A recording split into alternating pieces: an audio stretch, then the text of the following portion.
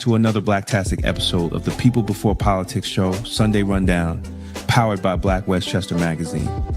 I'm your host, Damon K. Jones, joined by my brother, AJ Woodson, and bringing that fresh perspective, Larnaz Kinsey. Every Sunday, we pull back the curtain on the issues shaping our families, our cities, and our future, from health and safety to policy and power. It's because our mission is simple. Put the people first, not the politics. It's going to be Blacktastic.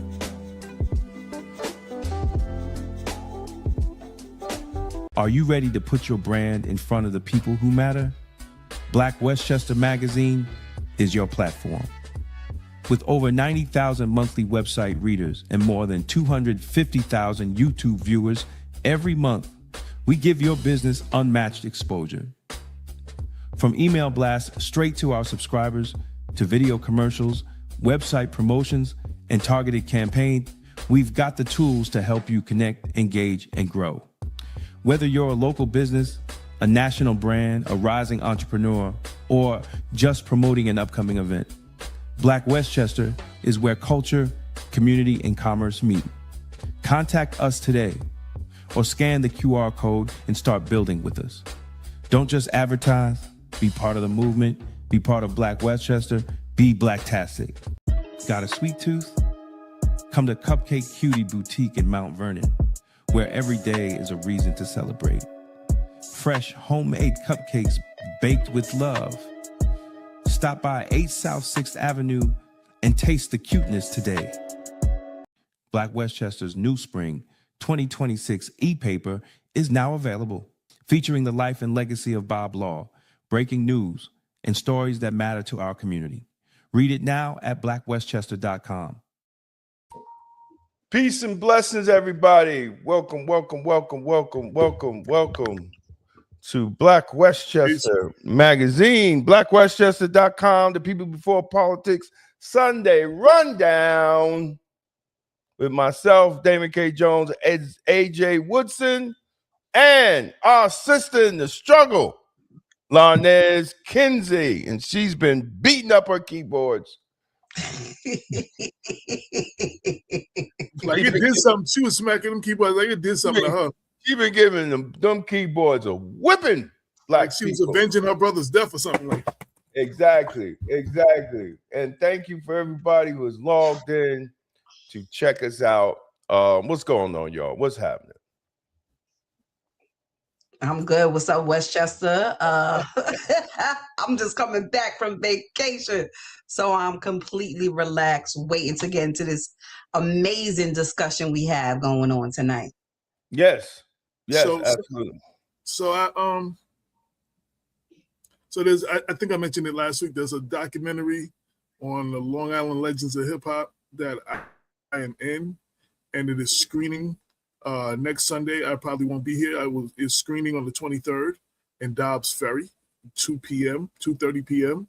And I'll be on the panel discussion afterwards, and kind of looking forward to that. We did a brief interview with Archie Snowden, who put the film together, and he texted me hours later thanking me for doing the interview because the tickets almost sold out like in hours after I did the interview and blasted it throughout Westchester. So I was like, yo, that's what's up. And I'm kind of happy about that because it would have been quite embarrassing for there to be a documentary that I am in and it's in Westchester and ain't nobody come to the damn theater. So it would have been kind of embarrassing. So.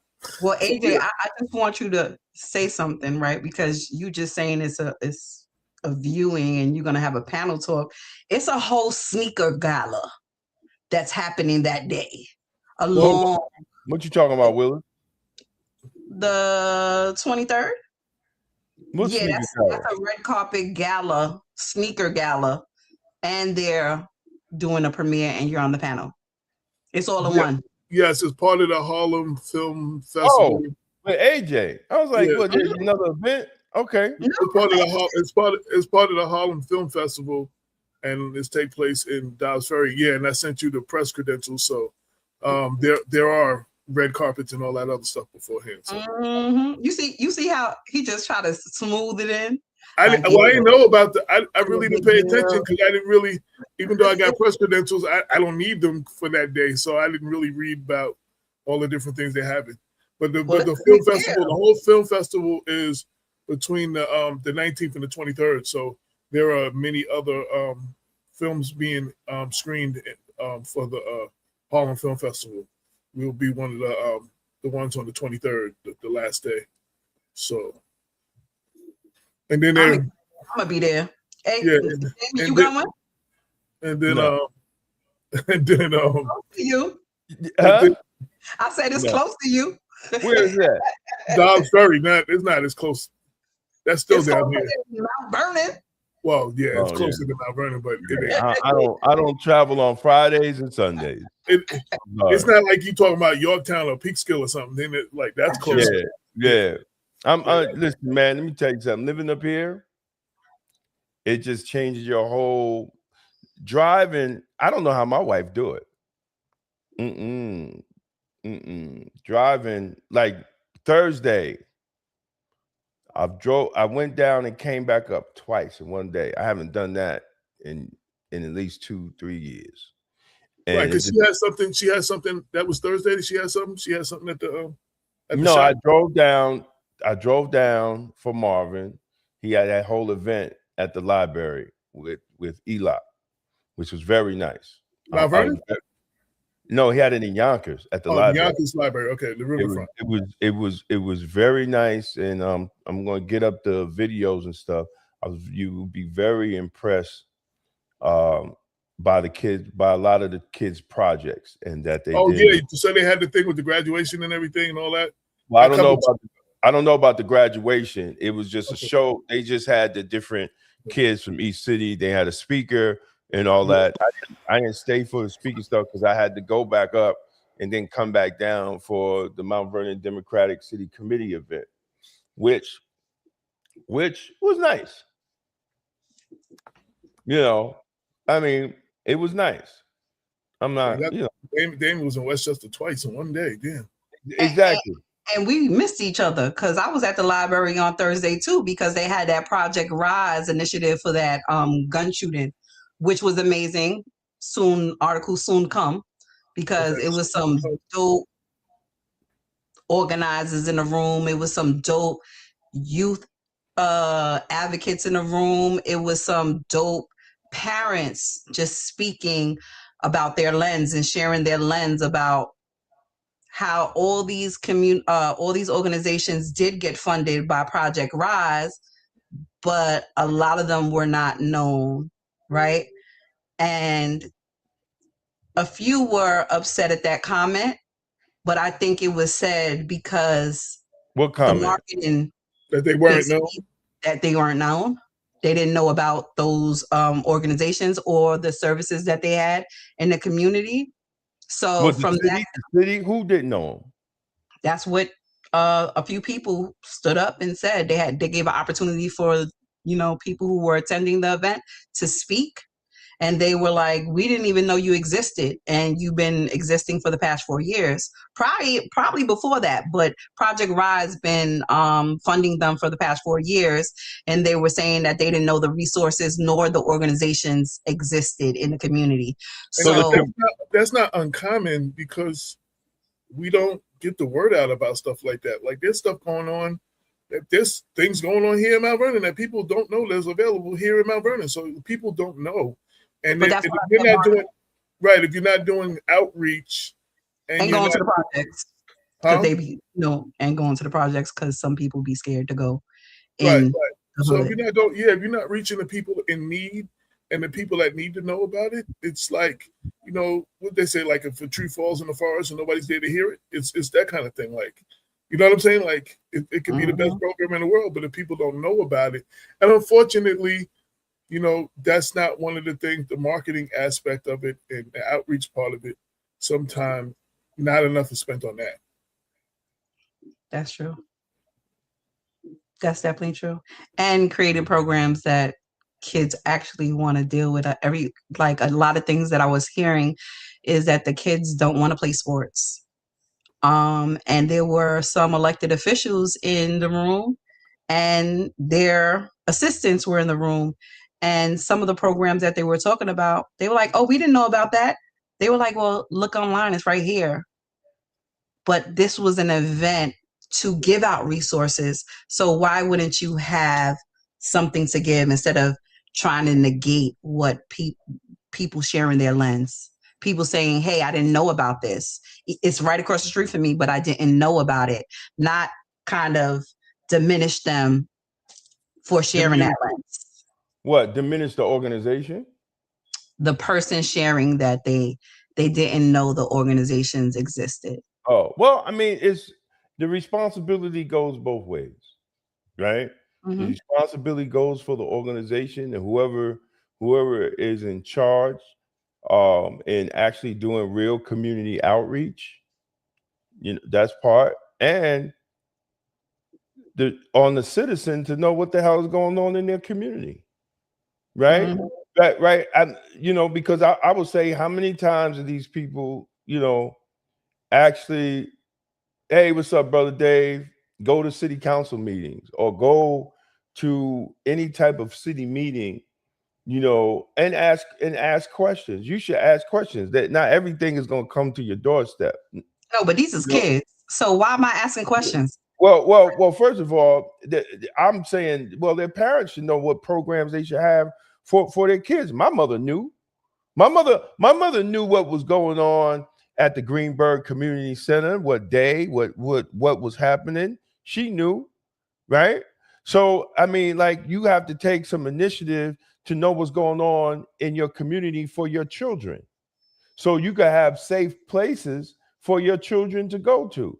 Now, I'm like, for the kid to say they don't know, I thought that was a grown-up saying that. Right? No, they were teenagers. He was 17, and he named the organizations he did recognize. He didn't. He said, I had no idea you existed. Right. And to me, if I don't know there's assistance out there, right, and I don't know, and my family is struggling, right, and if you look at the family dynamics right now, it's a lot of young girls having kids by themselves, right, and if they're young and they weren't taught, how can I expect you to know? I can't expect you to know, right? And then on top of that, if I'm not in your circumstances, your neighborhoods, like a sore thumb, and you see me, you ain't gonna recognize the programs. I'm not saying that they're not doing marketing. That's not what I'm saying. What I'm saying is what I saw on Thursday was beautiful because everybody was coming together regardless if they work together or not. They all got funded together. They should be doing marketing together because everybody cannot reach everybody. And we need more programs like that. No, I get it. And to top that off, Black Westchester, People Before Politics, we just celebrated our 12-year anniversary. There are people in Westchester that do not know we exist. There are people in Mount Vernon that still do not know that we exist. Mm-hmm. I mean, it ain't from a lack of marketing, and it ain't from making noise and everything else. It damn sure ain't that, but there's still people that like. I mean, look, making sure that you have programs and community programs for your children and marketing the newspaper is two different things, right? It's totally two different things. I'm not knocking the child, and I'm not knocking the city. Your city must figure out where they missteps in their programs. But also, I mean, it's a child. That's a job for their parents. Like that. Listen, my granddaughters, they ain't got no goddamn say because we got their summer already mapped out. Once school ends, this is where you're going. Boom, boom, boom, boom, boom, boom, boom, boom, boom. We make sure that happens for both of them, right? So as a parent, it's also your responsibility to make sure that you know the programs within your city to keep your kid active. Absolutely. Right? Mm-hmm. I get it. I understand. It's busy. I understand it's all that. But, for a kid to step up and say that he didn't know, no, I don't expect you to know. unless you saw a flyer or saw something. But I expect your parents to know where are safe places for my child to go in the summer, so they don't be in the wrong place at the wrong time and be killed. Absolutely. Also, I didn't know about half of these programs myself, which means neither did I. But you're not, you know, what I'm saying, I don't live in Yonkers. One of the things you can do is reach out to us. It's not only in Yonkers. They aren't only in Yonkers. Oh no, but I mean, I specifically thought this whole forum was a response to the shootings and everything like that. And yes, it was. Yeah. But okay.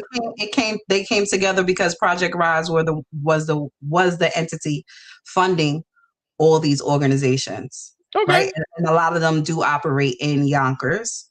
So they did show up to that shooting response that they had on, I don't want to say the street because I'm a new Westarian, so I don't want to get the street wrong. I think it was Elm Street. I believe it was Elm Street. Yes. Oh, that shooting was on Elm Street. Yeah. You know what? But what's the name of the Project Rise? Was it? Yes, Project Rise. So for Project Rise and for the organizations that they fund, one of the things y'all can do is, put Black Westchester on your mailing list. Like y'all need to do, like, not just Black Westchester, like the Yonkers Voice. You know what I'm saying? All the in the community publications and stuff like that. That's a good way to let the people know, because a few of them do, because through me, right? Because I work with at least 3 of those organizations. So the 3 organizations, I do funnel information to Black Westchester so it can get out. But the other ones, I just saw on documentation before when I saw certain people getting funded by certain things. Right. Yeah, so, and because you can't expect mainstream media. Mainstream media is not going to promote these kind of things. So, but it just you got to be, bottom line, you got to be more aware of what's going on in your community. There are a lot of services, not just these, that most people do not know exist in their community that can benefit them, and that's just the bottom line. Unfortunately, all the organizations on TikTok, etc. I don't know. I don't know. I know they're on Instagram. Maybe you could invite them to come on the show. Did it already? They coming? So we could have an opportunity to discuss their programs and what they're doing in different cities throughout Westchester County. To address crime and violence, to address the need for these young people to have safe places, to go, and we could go from there. You know what I'm saying? Because, I think, we really have to educate our people, because I think the world is just getting so fast, and people are trying to keep up with this fast pace. They are literally losing their goddamn minds, right? And having, I'm not even going to say trauma, because I think the left has just used that so much. It just took away the value from it. But people can't slow down at this point. And because they can't slow down, they're missing out on a lot of information. They're missing, and you get bombarded by a lot of. Listen, just in your personal lives, you're just on the go, and you're not just taking that time to just stop. Right. So I be telling my wife, stop. What are you doing? Slow down. Just slow down. Yeah. Child of God 9124 makes a good point. I mean, you have to you have to have a presence on social media as well, which is a free way to getting the word out without paying for advertising and stuff. You have to have some, and like she said, like that person said, that is, you got to meet the people where they are, and that's where a lot of them are on social media. So And it's hard to slow down, Damon. Like I don't know what kind of life y'all lived, but my teenage years was hard. I didn't think I was gonna make it past 25. So I was in that. I'm talking about grown ass adults. I ain't talking about children. No, but I'm saying that, you know, moving, they're replicating what they see, right? And a lot of people, a lot of young kids have the same belief, like they're not gonna live past this. So let me get all the stuff I can get out. And but that's a whole direct, right. That is a whole nother conversation. But let me just say, at 16, doing this work, it's sometimes hard to slow down because there's so much that needs to be done, and I have to purposely take the time and make myself. You know what I'm saying? You have to take days. Yeah, you have to take days. And I call them mental health days, or like whatever you want to call them. You have to take that time for yourself. I have to force myself to do that. I have never this seen work. You always like. I have never seen my wife turn her cell phone off. Well, this was the first weekend that I did not work in the past 10 years. Did you turn your cell phone on? No, she was texting me the whole time. No, I'm just playing. I didn't, but I did not. I was using my cell phone to capture the moment. I get that, but sometimes we don't even want to do that. Like sometimes I'm getting ready to do a whole show on that. Sometimes you have to detach, right? You have to look. If they recommend for this cell phone to be turned off sometimes, right? Apple will tell you turn your phone off sometimes. Let it reboot. We have to do the same thing with our bodies and our mind, right? We have to do it. And if we don't do it, right, we're walking around a nervous wreck and don't even know it. I'm going to do after this show, I'm going to do a whole show on this. Well, they programmed us to regulate ourselves through the phone. Yes. Absolutely. Right? So now how can you tell me to shut the phone off if this is the only thing for the past 5, 10, 15 years has been regulating me? Exactly. No, it's done on purpose. It's by design. Right. Definitely. Definitely. They're not doing anything. They're not doing anything. But I just want to say, even doing this work, I had to for myself take that time for myself, because doing this work, and there's so much work to do. You know what I'm saying? It is hard to slow down, and sometimes I literally have to go out of town and just like escape and just relax and just veg out. And you know what I'm saying? People are like, yo, I called you earlier. I was like, yeah, I see it when I see it. You know what I'm saying? Like, that's why I had to learn, like, you don't have to answer the phone every time it rings. That's why they made voicemail. And if you're calling me and it's about business or about advertising, or you really want to get us to cover something, you're going to leave a message. You understand what I'm saying? So when I get back, I'm chilling with the family and everything. When I get to my phone, because a lot of times my phone is not chained to me when I leave. My phone is not chained to me at all. You know what I'm saying? It'd be like, yo, it's ridiculous. Like I was telling Damon, I went out there for 2 weeks. Yo, it was like 8 days before I turned my laptop on. That is never happened. Like, I was like, yo, Damon, I haven't even touched my laptop in 8 days. Like, yo, for real. Like, it was just beautiful. But you have to make yourself do. That's something you have to do for your own self-care. And I'm learning more and more. And for your peace of mind and for your health, it is very important. You know what I'm saying? Because keep running and running and running. And eventually you're going to run out and you ain't going to be no good for nobody. Yourself, your family, or any of those people that you're trying to help with your organization. So you have to take care of yourself. And you've seen a lot of organization leaders, talking about they were just in the hospital for this and for that. And sometimes that's God's way of telling you to slow down and sit down for a minute.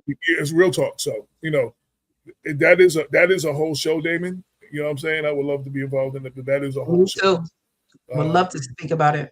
We could talk. We could like fill this whole 2 hours with just that. Like, yeah. So I want to jump off it and jump into the next thing. Where we at? So No, that's not it. Oh, Jesus Christ. What is it? And shout out to ELOC and all they're doing while you're looking that up. Yeah, big shout out. All the great work they're doing. Great work with the kids. Great work. Yeah, I mean, Environmental Leaders of Color is what ELOC stands for those who don't know. Sometimes people are not given the credit that they need because of politics and all this other so it's like we should always try to recognize people that's doing a good job, man, beyond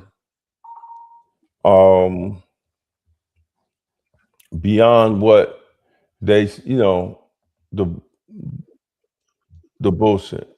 So today, ladies and gentlemen, the Amsterdam News just reported that Black home ownership drops in New York City, and they're saying like advocates need to look at more funding.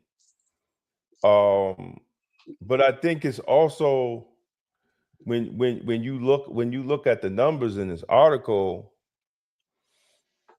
it declined from 14.7%,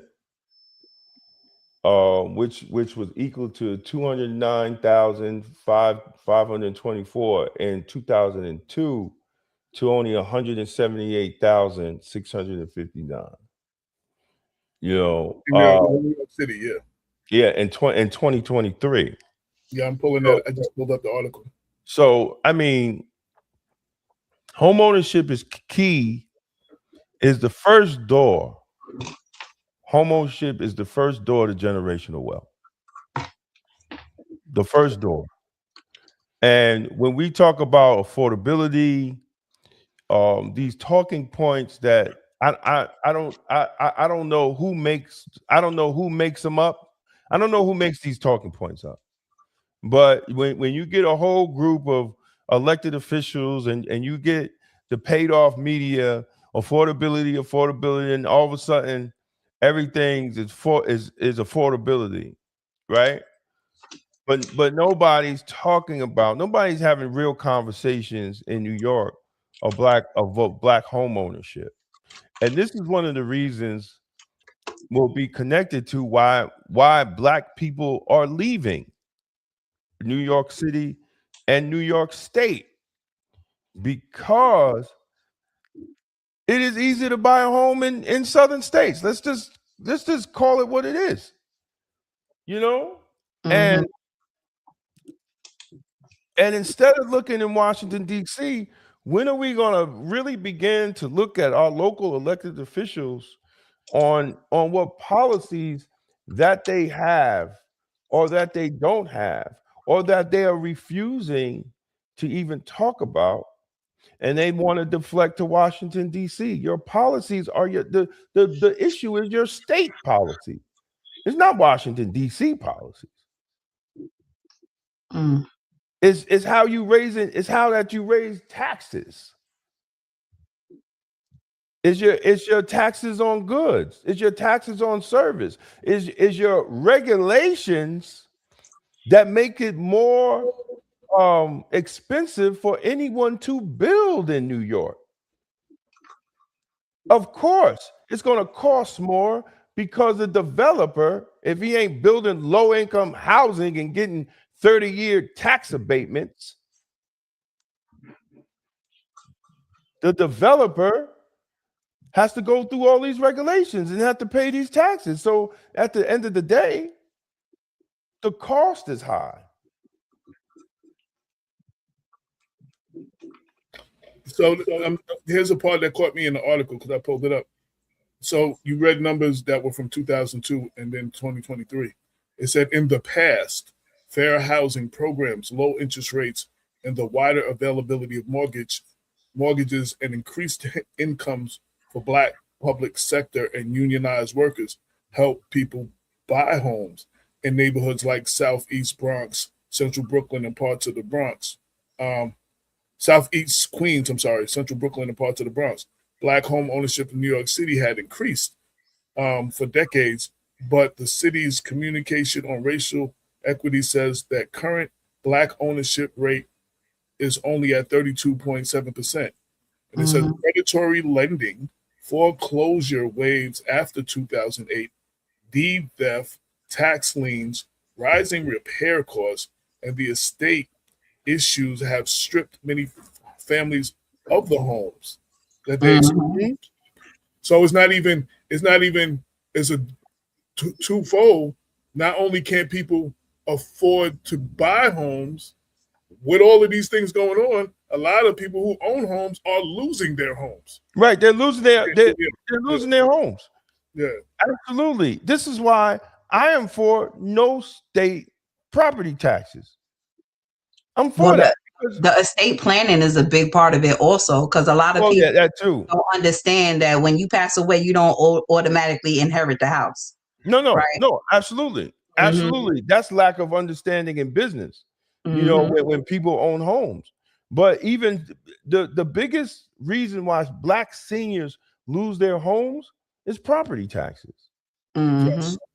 It's property taxes. If I'm a Black, well, shit, I am a senior citizen almost, right? So, I'm like with your like old ass in denial. No, I'm just playing. Exactly. But if you look at someone that was my mother's age, right? When my mother bought her home, it was 80,000. I don't even think it was that high, right? That same condo in Greenberg now sells for 600,000-700,000.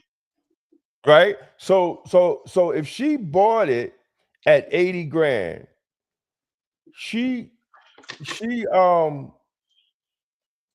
and she retires at whatever her salary was in the 80s, right?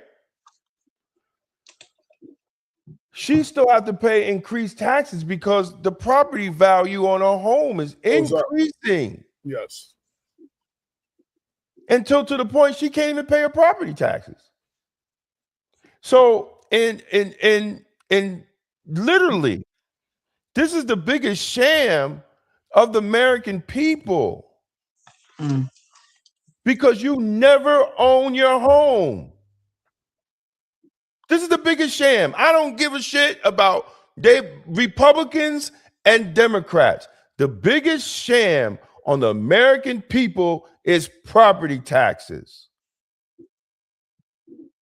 And they keep Negroes, and we always lose in it. And they keep Negroes looking at Washington, D.C., looking at Trump,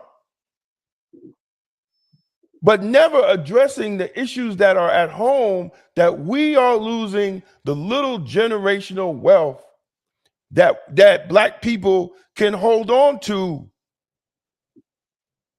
It's literally insane. And they wonder why you become a senior and then you bounce. You sell your home and you go down south. Where you can live more comfortably, have a better quality of life for your remaining days. Exactly. Taking your New York pension down to some of them southern states, you could like when I lived in Central Islip, my father's friend, he retired. I forgot what kind of job he had. He sold the house, the house he had in Central Islip. He went down to Georgia back then, and this was back in the 80s, early 80s, and he brought damn near half a mansion down there and was living comfortably, and still, you know what I'm saying, not spending the money that he was spending up here, and that's the way it is. It's like it's sad. Even rent was cheaper when I first moved to Georgia in 2002. Lonez, me and my girl who ended up becoming my wife, we were renting a 4-bedroom house, 2.5 baths on a half an acre of land for $675. Wow. Renting. You know what I'm saying? Car garage, like $675. That's what we were spending in Cobb County, Georgia, in Wow. 2002, 2003, 2004. And even when it went up, it never went up. It never went up above. It never got to like 800. I don't think it went up every year. It never got to like over. It never got to $800 like the 5 years. Like so I pulled up the article also, and I just want to say this is a stat in the article, right?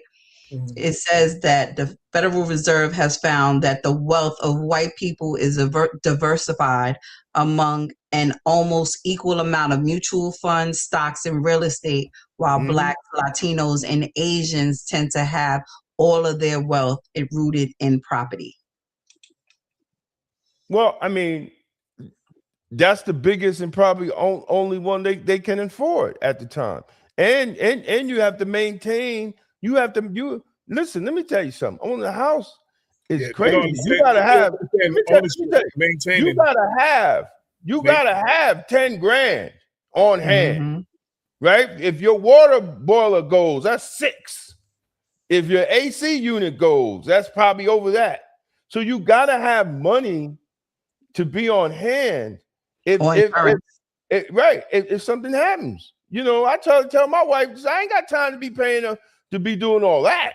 I need to have this just in case something goes wrong in this house, because I'm going to be the one that's going to have the responsibility to fix it. So, I love insurance. I got renter's insurance. I remember in 2013 when we had that blackout. Guess what? My renter's insurance gave me some money for some food. Oh yeah, well, yeah, I got insurance. I got appliance insurance. I got all. Listen, I got all that stuff because you're gonna need it. Absolutely. Especially on the house, your water board will go. Because I know I've been up here 8 years. But I service my joint. You know, I have the little people come in and do whatever they have to do to try to make sure that but you only get good 10 years out of your water boiler. Right. You know, and then you got to start looking to replace it. You know, next year, next year, God willing, I get my little tax return, I'm going to replace my water. I'm just going to replace it. Because there's other things that you could do now that you really don't need no big ass water boiler in the basement. Right. I wonder. We were talking in the comment. I wanted to bring back this comment. Kevin Megan said, as a combat war veteran, I earned the right to partake in a democracy I fought to defend, but we are being cropped out of the picture rightfully belonged in. And I just wanted to, I didn't want that to go without. All right. Well, I want to go back to this because I'm confused. Child of God said, New York is next up on the reparation train. Michelle Rolliges is the one holding up the legislation because she wants Haitians to get reparations too. We're up next. No, what is Haitians getting reparations for? So Haitians, if they're entitled to reparations, are entitled to reparations from Haiti. Exactly. About when reparations, we're talking about American descendants of slavery. This has been a debate for a long time. You know what I'm saying? If you're not an American descendant of slavery, meaning your ancestor, your family members actually were slaves. Actually came here from another country afterwards. You know what I'm saying? You've been through a lot of other stuff, and I understand all that. But the reparations that we're talking about for slavery is for American descendants of slavery, and those are the only people who my sister had that conversation. Her husband, my brother-in-law, is from Jamaica, and she strongly feels that too, and he agrees. If reparations came, it should come. She should get it. He shouldn't get it. He is not an American descendant of slavery. Haitian needs to go and deal with France because they were under the rule of the French, and they were enslaved under the French. Right, and that's what Michael said that too. Right. From the French. Like, what are they coming over here messing with our reparations? Right? Messing with all the woman she was mentioned, she says she's an assemblywoman in New York State who maneuvered into the Reparation Commission. I'm gonna look that into it, and I'm going to write a piece on that. She need to I'm getting ready to look that up too, because she need to mind her business and send that letter over to the French for Haiti. And I'm not any we getting out of hand with this, because I've seen a lot of chitter chatter on social media, about Black Americans. And I'm not talking just about FBA. That, they're making it personal against Tariq Nasheed, because a lot of people don't like Tariq Nasheed. But at the end of the day, the historical fact of Black Americans are freed men and freed women. Once you start talking that, they can't say anything, because that's what our ancestors were addressed after the Civil War, right? And Aaron McGregor made it a point when he in Boondocks, the grandfather's name was Mr. Freedman, right? So he was sending a message for people most people didn't even understand. Nope. Right? A lot of things he said in Boondocks went over. People laughed and we thought was funny. He addressed a lot of issues that just flew over some people's heads. Well, people going back right now in 2026 and watching the episodes and getting it. Yeah. Right? Getting it. You get it when you're supposed to. Some still ain't getting it. They just think it's funny. well, listen, I don't believe you're about to get reparations. I don't believe it until I get a check. But at the end of the day, if we don't understand economic literacy, we're just gonna give it right back to the white man. I was just gonna say a check, giving money to people who are not prepared for it. The same thing you see these young athletes and these young they went from the projects to making $20 million a year, but no one taught them how to transition their mind from living in the projects to making $20 million a year. So you still have the mentality you had from living in the projects. There's a transition at your mind that you need to go into. And if you just give a bunch of Black people, unfortunately, everyone a large check, it will actually do more harm than good. You know what I'm saying? Like, and I think reparations could look like in a bunch of different ways, like home ownership. You know what I'm saying? Like, for Black people and county free state and county colleges, like, the first 2 years or something like that, to help even the playing field and things of that nature. You know what I'm saying? I don't think everything should just be a check, because I don't think everyone can handle a check. Listen, and they come to me, they say, Mr. Jones, how you want your reparations? How you want your reparations? You saw Dave Chappelle. You saw Dave Chappelle when he did the series. I sent it to you. When they gave everybody their I'm going to tell them I don't want to pay property taxes. Yes, it'll be like the Dave Chappelle. I don't put no money in my hand. Just I don't want to pay property taxes. Right. Oh, well, you don't want to pay property taxes? Okay, no more property taxes for Mr. Jones at la Drive. you understand? Don't put no money in my hand, because I know what I'm going to do with it, right? Everybody said cut the dang check. Yeah, everybody needs to Google the episode of the Chappelle show when Black people got reparations. Mercedes-Benz went up $500, 500% in stocks. Like the money people were buying stuff. People were buying spinners and didn't have cars to put them on. I'm people good. just buying stuff. Like I'm good, because I know what I'll do with that money that I'm not paying property taxes, right? Because you have to be disciplined and you have to understand things. But at the end of the day, sorry. Kevin May, I didn't put the comment up though. But I mean, listen, I have that type of attitude, but I really don't think that. I think they just pandering, right? I'm really they just pandering to us to get our goddamn vote, You Right, know, 'cause you hear about this before elections. Exactly, because you ain't never. I'm almost 60 years old.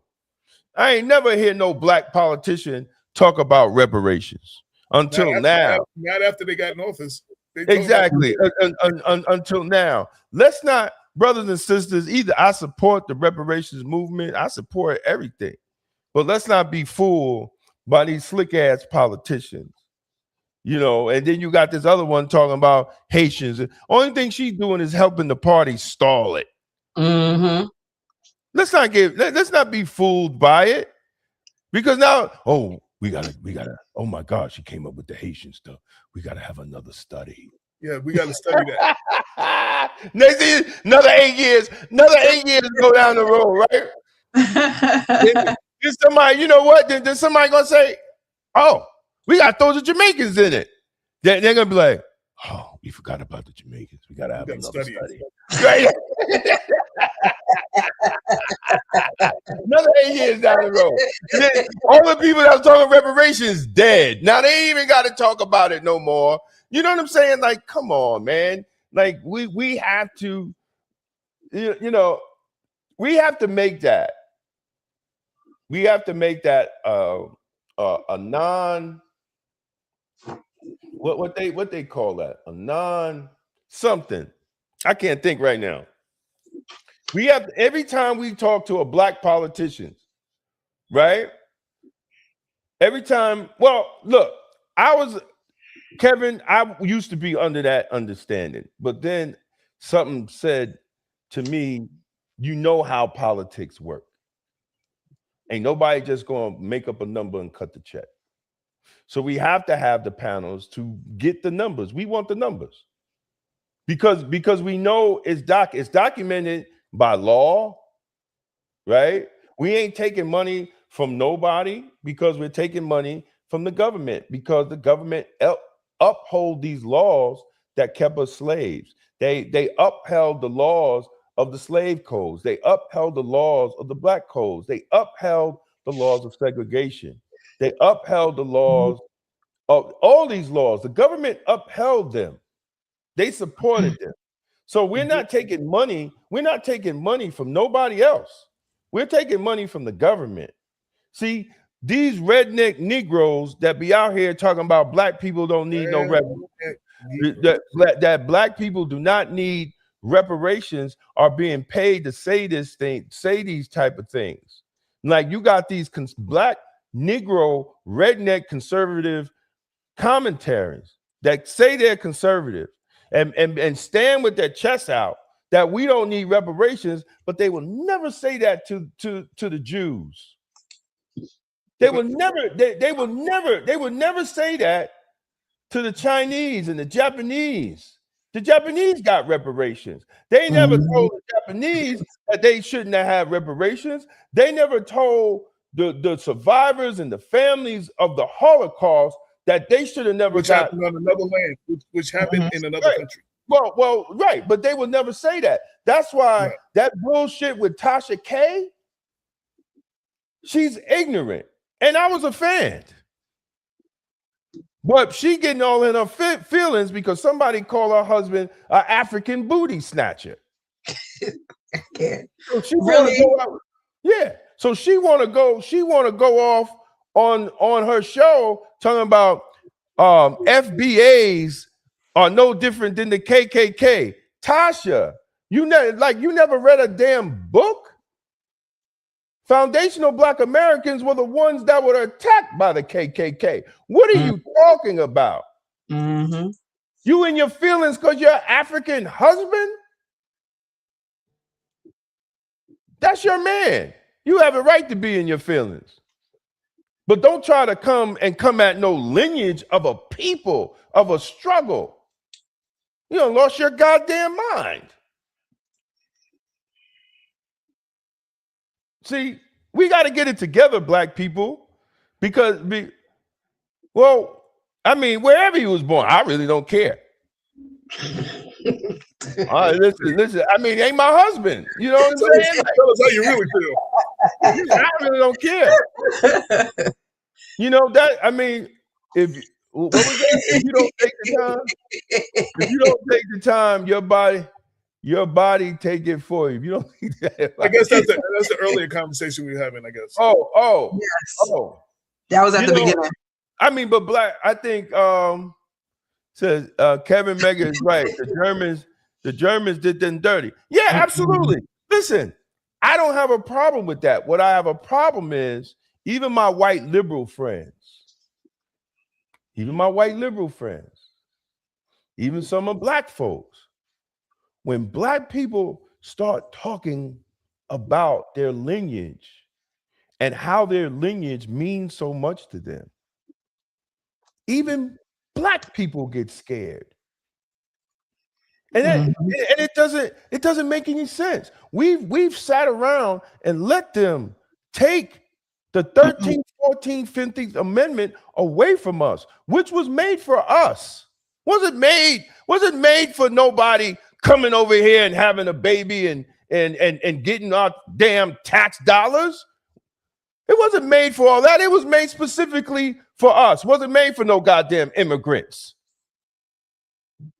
Because we're the ones that went through all that for 400 years, 300 and some odd years, 400. Long enough. Right. We're the ones that y'all ain't do it. Y'all ain't do it. Y'all was over in your country just watching. Or going through whatever you want to do in your country. Listen, they were watching. They ain't come over here and say, we're going to help y'all. Ain't not a damn boat came from Africa in 400 years from with a black man on it. Say, hey, we're coming for freedom. Not a goddamn boat did that. Yeah. I'm just being honest. Show me where they sent a fleet of boats to come free us. No, they was sending a fleet of boats and making sure they was full like it was a cruise. Exactly. But my point is, show me a fleet of boats when they came and said, we're going to come free our people. Now we don't went through. Now we don't went through all that. Now we don't went through that, and they talking about, oh, come over here so we can spend our goddamn money. Absolutely not. I respect y'all, but I want some good old land over here where my ancestors' blood and tears and sweat and sacrifice is in this soil. Ain't in Africa. Well, parts of Africa, yeah. But I'm talking about from slavery. Because people will say, well, you descended from African. Co-founders, Yvette Carl, have been educating, fighting reparations. Yeah, no, I have no problem with it. And other groups copied them. What do you mean other groups copied them? No. You said they started the American descendants of slavery. What you're talking about, all the other groups wanting the reparations that are meant for us. That's what he's saying. Other groups copied what they have, the work that they've been educating people for years. Listen, let me explain something. All of them are babies to Dr. Claude Anderson. She's not saying, wait. She's not saying they created it. What she's saying is what you're saying. We did the work, and everybody else wants to reap the benefits off the work. That's what I'm saying. She didn't say they created the talk. She said they've been educating people for years, and other groups and took the framework, and now they're trying to fight for whatever off the conversation that we're having. Well, not only what them people were doing, we got to understand that politics changed the framework. Politics changed the framework. They initially they took the 13th, 14th Amendment away from us and applied it. If I got to go find the thing where the white lady was saying no, it was all for the blacks, and then they were arguing that no, it was for immigrants. They took the framework. Not the actual immigrants, not the black immigrants, the white immigrants. Let's make it clear on that. And then the black immigrants just benefited from that. And now look at the Supreme Court ruling. Now you could be on vacation from another country, be pregnant, be over here, have the baby, and the baby American citizen.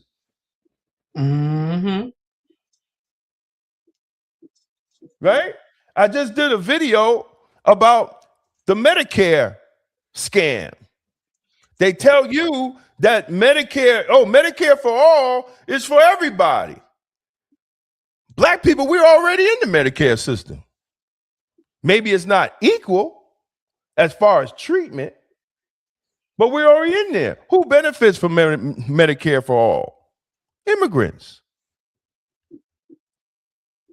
They benefit more than we do. And now they want open borders. Now these fools want open borders. They want to give every immigrant in America amnesty. No organized country allows open borders. No established country has ever approved of open borders. You have to protect your borders. You just can't have everybody running up in your country. I mean that is fair. So the open borders thing is bullshit. No, I mean, look, we could say it's bullshit. We could say we could say all we want is bullshit. The wanting to change legislation for there to be open borders. The argument for open borders is bullshit. Like there's no you don't want open borders. You don't even understand what that means. You don't even understand what you mean when you say that. Well, that's what they're running on. So yeah, I know. We could disagree with it with an understanding, but if Black people don't really stop and slow down and examine, especially the DSA. Now, I invited Jamal Bowman on the show. I invited the public at Jamani Williams on the show. I told Jamani when we was in Albany, I said, I ain't got nothing else to do. I'm Black before I'm DSA, brother. Let's keep that 100. So I want to see what Black people is coming out of it. And I hit Jamani and I hit Bowman. Tagged them both. Y'all Negroes need to come on the show. Because I want to talk about this DSA stuff. So neither one of them got back to you? No.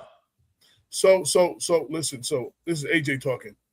So y'all had no problem coming on the show when y'all were running, when you were in your candidacy, and Brother Jamal, when they were coming after you and we were defending you, you had no problem coming on the show. I think that you owe it to come on the show now to have this conversation.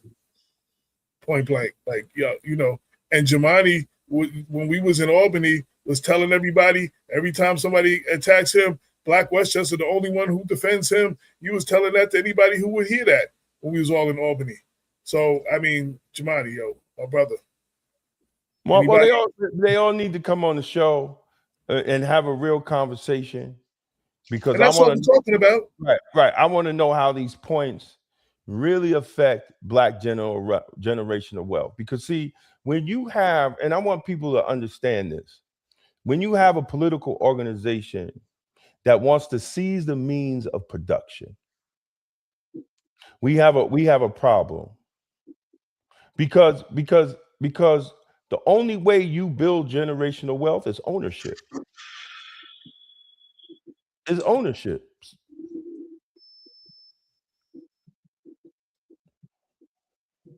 And if ownership wasn't so important, it wouldn't be chosen. Our operation was to get Black Americans to the. Hey, listen, if that's the case, if that's what she's about, then she's wrong. We ain't having no more open borders. I'm sorry, I ain't for no open borders. Because I ain't for opening up my doors in my damn house to anybody. You just can't come in my house. How you just gonna come in my country? We can't. I done traveled the world. I haven't landed in one country that said, "Hey, Damon, come on in, man. We ain't gotta check you. We ain't gotta know where you from. Come on in." They say how long you gonna be here and what you doing here. Exactly. Where you going? Write down where you going. We want to know where you going and how many days you gonna be there. You better leave the day you gonna leave. Is this work or pleasure? Is the first question they Yeah, ask. we went to London in September, and they got this new thing. Not only your paperwork, your passport, and all that. You have to have, like, if you're going there to make money, you have to have a certain work thing that you have. Once you fill the thing out and pay for it, it's good for 2 years. And if you are caught without that and you get in all kinds of trouble. They want to know when you come in. They want to get an idea when you leaving. They want to kind of know what you're doing. Like, it was crazy. It's changed a lot. Like, well, hey, listen, you can't. I mean, I ain't mad at them. You know what I'm saying? Because they got England got the same problem we got. A lot of people go there and their visas and all that stuff expire and they stay there. They dealing with that problem. I mean, okay, I just want to answer this. Tens of trillions of dollars. Black people already spend almost $2 trillion a year. We spend more money than any other ethnic group in the world. Like, we spend more money on nigga shit than the country of Mexico spends to operate. Hold on. Police officers in Cancun, maybe about 2019 when I got shook down by police out there, is only making $350 a month. That's the salary. Yeah. But black folks, we spend. So getting reparations, and we can't even handle our money correctly right now. We can't even build black communities with the money that we have now. Right? The black dollar doesn't even stay a second. The black dollar doesn't even circulate in black communities for a second. So listen. So we're not gonna come back and forth. Child God, the real talk. No. Let me just end this with this. So what Damon's saying, we spend over $3 trillion right now. What are we doing with that $3 trillion we have right now? We're creating white generational wealth. Exactly. Everything that you buy, Mercedes, that's somebody's last name. All those things that you buy are creating and furthering white generational wealth. We are not supporting black companies. We're not creating black companies. I'm talking about as a whole, not that they're not black people doing this. So don't come at me like that. I just went to Canada. What's up, peace, brother James? I just went to Canada and I had to show ID coming and going when I got there, and they asked how long I was staying. Yeah, you need ID. You need the enhanced ID or a passport or something to cross the borders of Canada and Mexico. When you didn't really need all of that before, but you need that now. You can't even go to Canada now without at least the enhanced ID or a passport. Yeah, but see, no, I'm not going to throw. Let's just go. Also, no, but I want to finish. So we're spending all this money on. We're helping create more white generational wealth. We're not using this money like Black Wall Street, where we building our own and supporting our own. So if you give us more money in the form of reparations and all black people get a check, we will create more white generational wealth. Because we're going to spend it. We're going to spend it. Yo, when they gave us, I said this before, when they gave us a stimulus check and the economy was hurting real bad, they didn't really give you the stimulus check because they cared about you. They needed you to spend money to stimulate the economy. Because they did, and they gave out stimulus checks. And living in Mount Vernon, I saw so many brand new cars with temporary tags on them. And some of the people, most people ain't got them cars no more. We spent that money wasn't spent. That we spent it spending it on Gucci and all these other companies. That's you're building their wealth for their family, their generational wealth.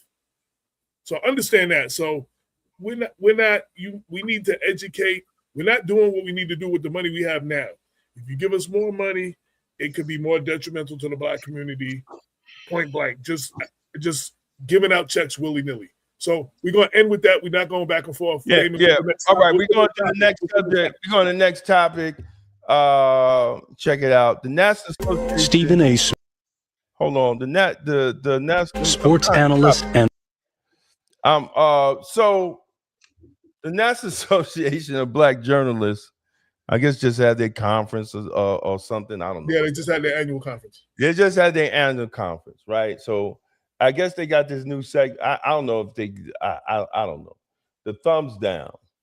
So they decided to give Stephen A. Smith the thumbs down.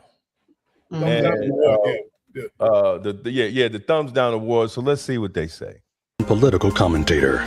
Smith has established a recurring public pattern of disparaging commentary directed at prominent black women across politics, sports, and media. Such commentary reinforces harmful narratives, undermines the fair and respectful representation of black women in public discourse, and stands in direct conflict with NABJ's long-standing commitment to accurate, responsible, and inclusive portrayals of black communities.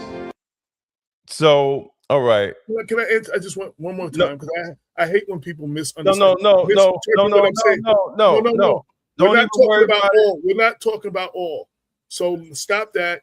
Yes, some people did some stuff with it, but for the amount of people who got it, everybody ain't open up an online business. So let's first of all, let me hold on. If you got the stimulus check and didn't have a business, you wasn't supposed to get the damn thing. That part. That's you're talking about the PPP. Everybody got a stimulus check. The stimulus check was different. Everybody who paid. I ain't get it. I ain't getting no stimulus check Because I made too much. Exactly. I made too much to get a goddamn stimulus check. Right. I ain't get shit. Motherfuckers ain't give me nothing. And I pay more taxes than the people who got the goddamn stimulus check. Mm-hmm. So, all right, the only thing I got was so when we talk about this, I'm not even some food stamps for my daughter because she was in school and she wasn't in school. I ain't getting no goddamn stimulus check. All right. So this is the response from Stephen A. Smith. Right? This is the epitome. Epitome, yeah, I fucked it up. Christmas arriving early. The NABJ wants to call folks out. Fine, you had your turn. Now mine is coming. And make no mistake, I'm coming. Let's see who really deserves the thumb down award when it comes to the black community. After I say my piece, remember, NABJ, you asked for it. I've shut my mouth for years. Now y'all starting something. Now, last year, they featured him. Mm-hmm. Now let's get to the nitty-gritty. And AJ, we had this conversation, and you know, I told you my opinion of the organization because when I reached out, they told me not to email again. And I reached out when we was being attacked by the Thomas administration for our journalism and telling the truth. And they sent me back an email, told me not to email them again. And I got it somewhere. I just got to find it. But I never spoke about it because, and to be clear, they sent you a paid member, right? It's not just not because you're black media. We were actually paid member. We're still members of the New York black. No, you are. I'm not. I'm not fucking with them, right? But I'm just saying. But we stopped. I think we stopped our membership with the national because, again, like you said, they sent you the email as a paid member. I just want to make that distinction. Right. So, you know, I'm biased in this with that organization because I don't feel them in the minute. But I really, and we can have the conversation. I've watched many of the shows, and I think I commented on one of the shows when they went at, and you watched it, AJ. I commented on the shows when they were going at, I did a whole show when they were going at Stephen A. Smith and one another podcaster went at him, and it's like, yo, like this was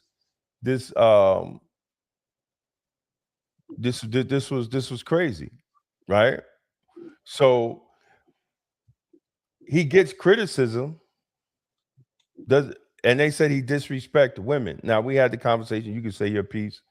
I mean, at this point, I've been accused of disrespecting women when I'm just asking questions and holding women in political positions of power accountable. When you're not going to throw that I'm disrespecting women because you are the mayor, you are the senator, you are this and that, and I am asking you questions,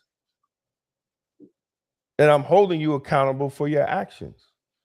I haven't been called a Republican because I put a foot in every time I can, and I'm honest about it, in Tish James behind, because I think she's the worst attorney general for Black people. I have a right to say that. I have lived experience with her. I have a right to say it. So, I mean, at the end of the day, I don't know what that's for, but it's just going to cause more controversy. And for him to address it on his platform, to do what? Mm-hmm. To do what? Mm-hmm. To make white folks cheer? He's not doing it for white folks cheering. But I would say to the president of the National Association of Black Journalists, if you had a problem with Stephen A., did you meet with him? So my thing is, like, we need to be honest, right? Stephen A. Smith built his career on having strong opinions. That's literally his job. Sometimes we love him for it, especially when he agrees with us. But here's where I think the conversation gets interesting, because where does criticism become a pattern that deserves accountability? Because I'm not saying that, Black women should be protected from criticism. We can be challenged. We can be wrong. We can have bad takes. That's part of being human, right? But the difference is between, like, challenging someone's argument and attacking somebody's character and dignity is two separate conversations, right?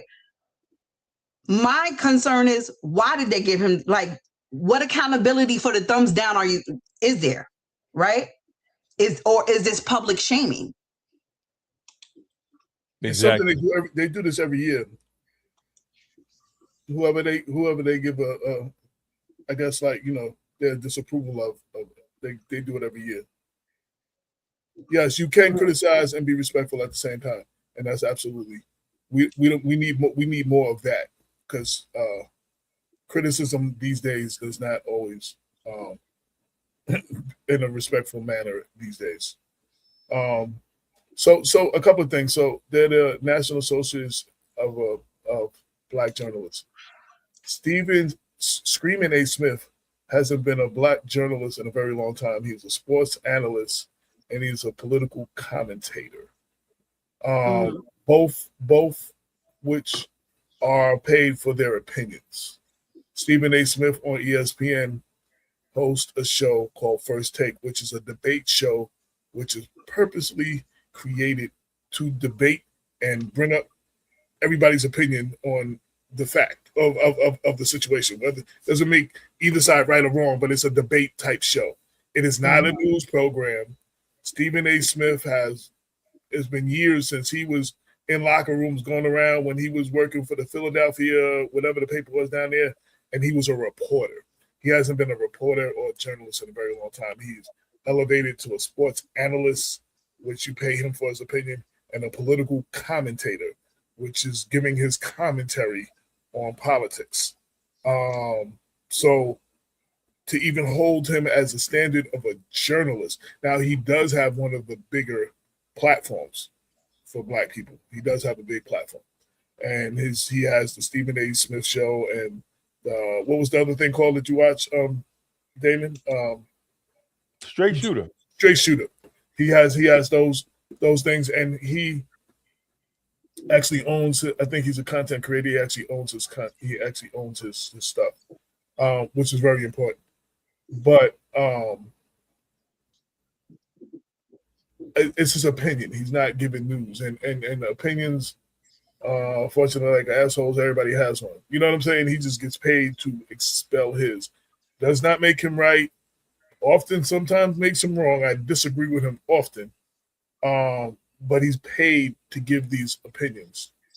And that's why he's getting paid. So he's not a journalist reporting the news at this point. Now, he does in his commentary talk about news, and he often gives his opinion on what he felt the person should or should not have done, and telling people they shouldn't be saying these things or they shouldn't be doing these things. He's good for telling people what they shouldn't be doing, especially in sports. For somebody who's never dribbled the ball in his life or passed the ball in his life, he likes to tell athletes what they should be doing, but he gets paid for that. So these people are paying him for that. They're paying him for his opinion.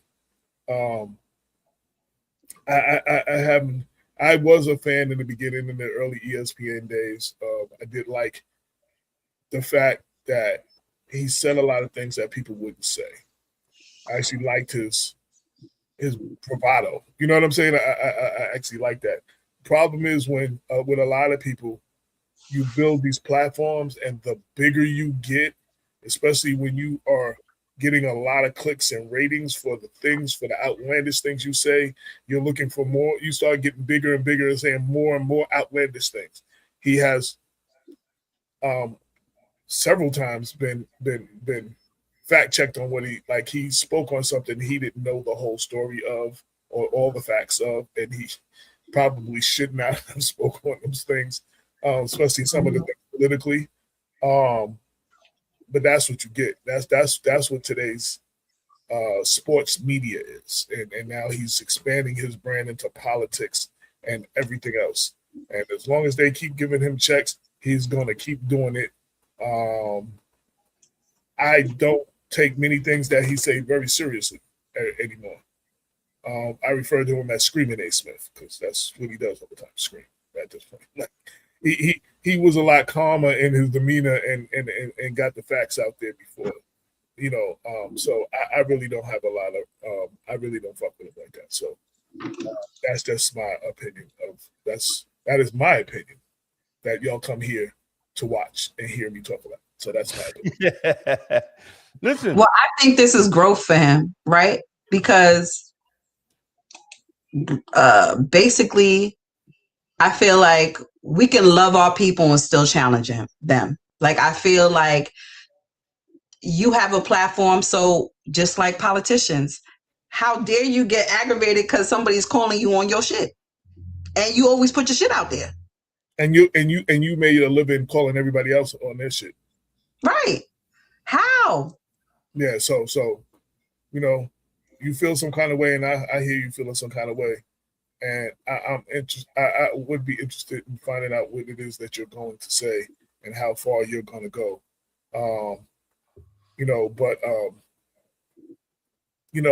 And as far as the whole, so the argument that I saw that was being made, as far as the black woman thing.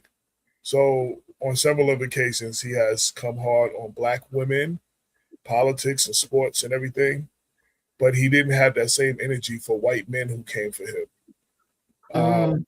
Lastly, being Serena's husband.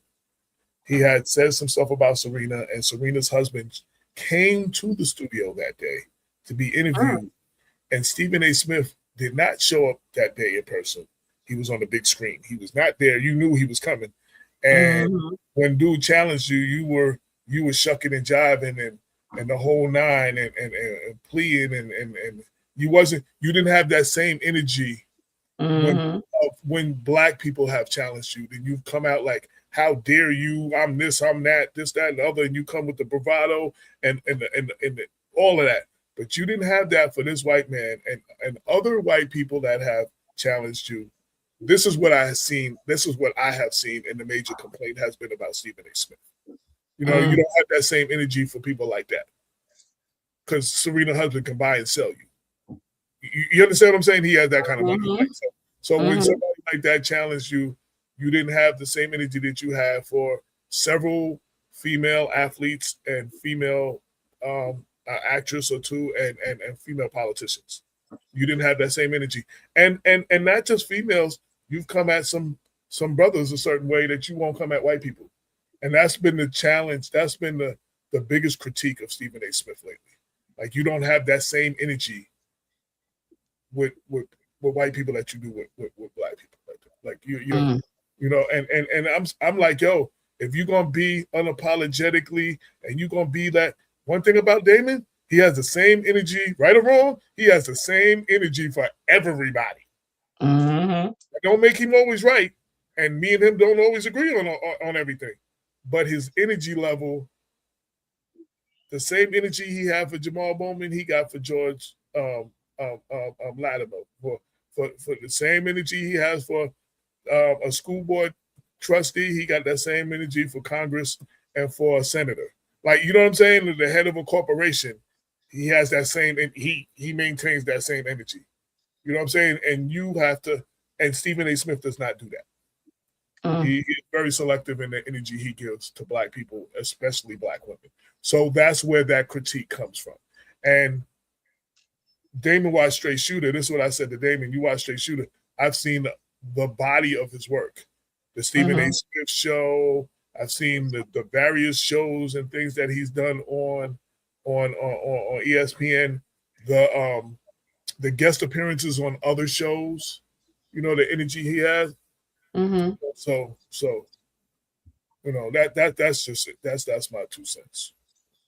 Well, listen. He every now and then he will apologize when he's wrong. And he gave a lot of smoke to the Knicks. And after they had their podcast and he came on their show, he apologized for being wrong about the things he said about Jalen Brunson. Give him props to that. You see the hat I'm wearing. So I give him props to that. But he doesn't do that often. No, I mean, look, from my experience, man, I never seen him being disrespectful to women that you would put it on in a video. Right? I've never seen that. So I mean, the whole thing with Somko's husband, you know, as a man, you have a right to do that. I ain't knocking her husband for doing that. But to say that he has been disrespectful to women, I haven't seen it, to the point that has been like, he even, you know, you can't, how are you disrespectful when you talk about the girl's intelligent and she's great and she's beautiful, but her policies are weak? How is that disrespectful?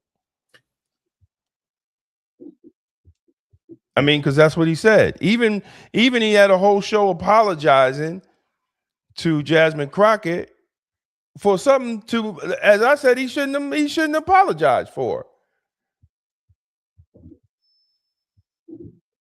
Because what he said was straight politics. Because what he said is what if you think about politics, how are you going to call the president a racist and all these names and think he's going to sign your bill? Come on, let's call it, and that's what the whole basis of the thing is. How are you going to do that? You're not going to get nothing done. And that's not her. That's just Democrats. How are you going to call this man all these types of names and think he's going to sign your bill? Because I know goddamn well, if I was in the White House and they call me all type of names, I'm not signing none of y'all's bill. You don't have to vote me. You got to wait till I leave to get that passed. Like, it doesn't make any sense.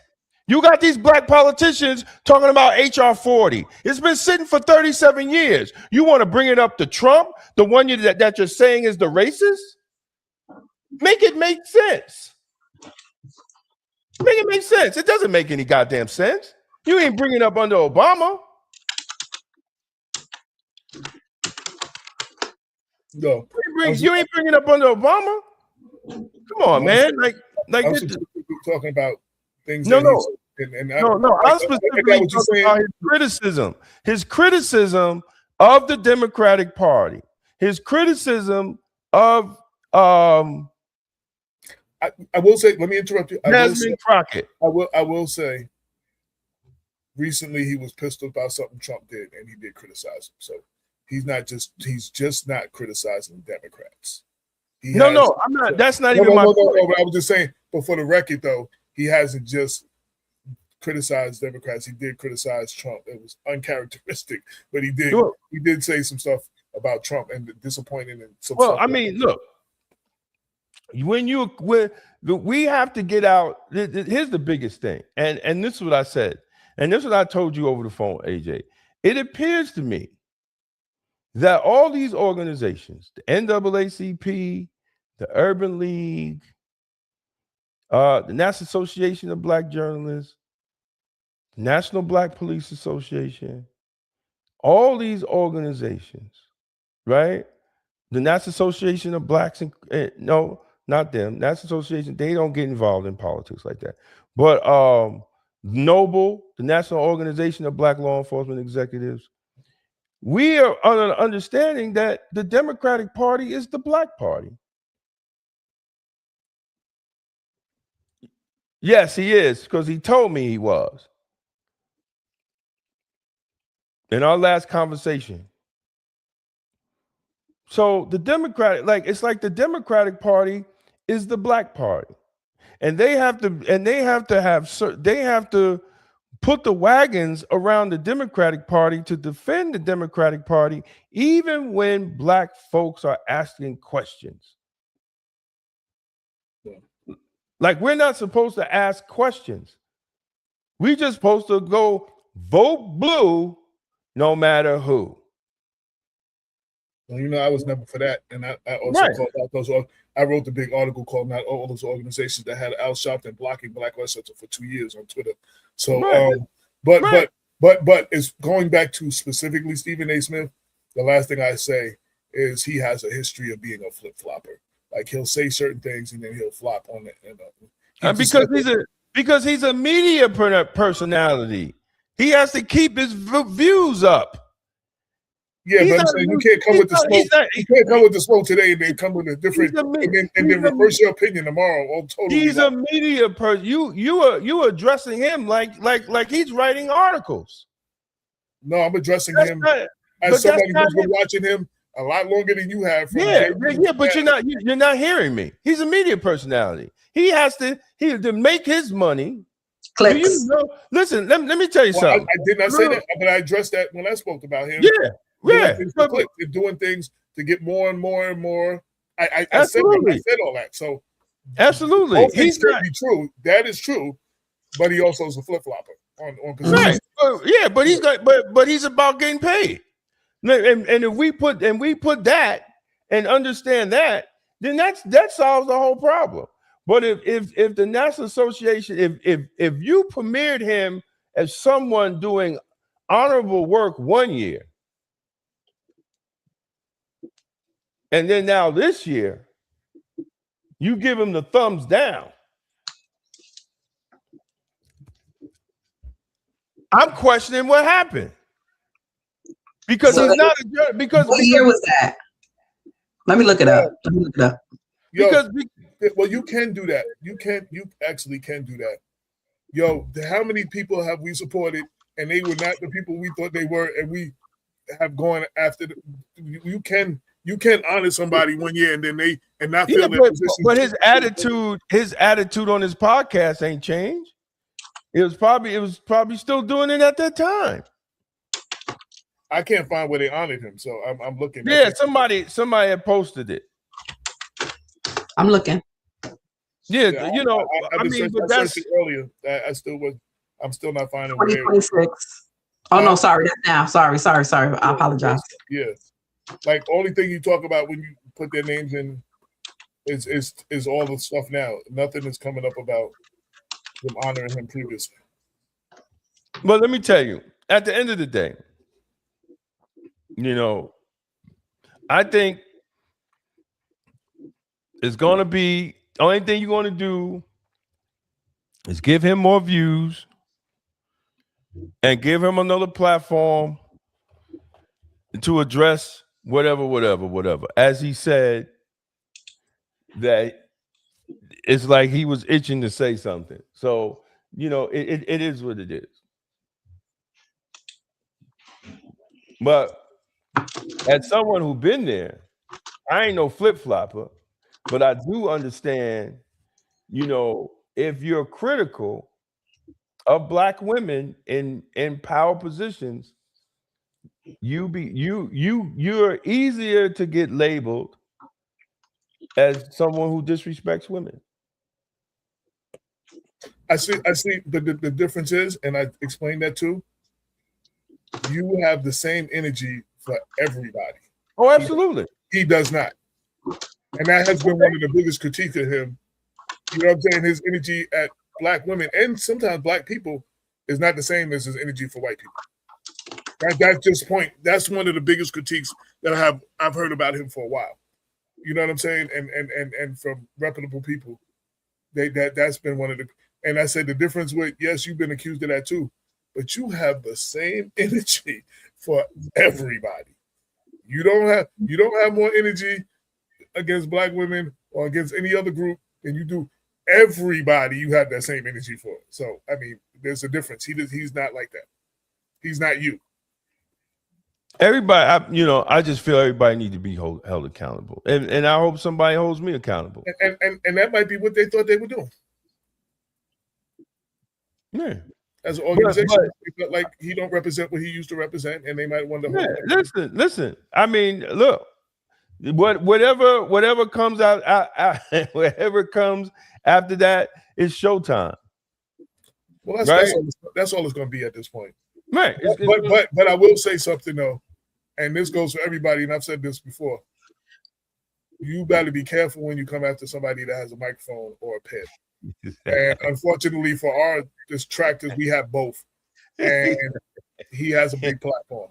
So if you're coming at somebody with a big platform, yeah, it's like, dude, like, what are you doing? Even if they're wrong, though, if you're coming at somebody with a big platform, expecting a backlash that you're going to get because he has a big platform.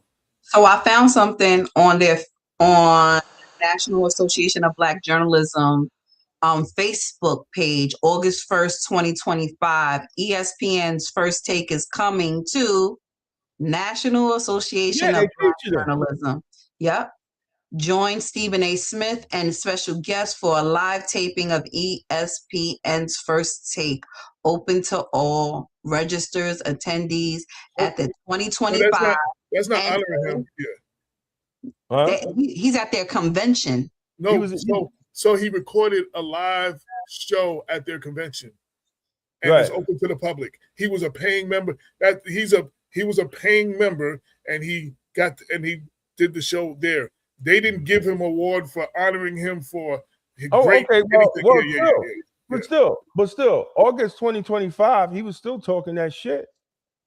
Hold on, I found something for 2024. It's coming up now. Hold on, let me see what it is. He was still this is just last year. Trump but again, it was for 2 years. It was for the First Take show, and the comments that he making that he getting heat for are mostly for his personal. No, I get that, but he don't have nothing to do with First Take or sports. Yeah, right. But he was still making those comments. That means they're paying him, right? That means they were giving him some money because here's 2024 with him speaking at their journalism convention again.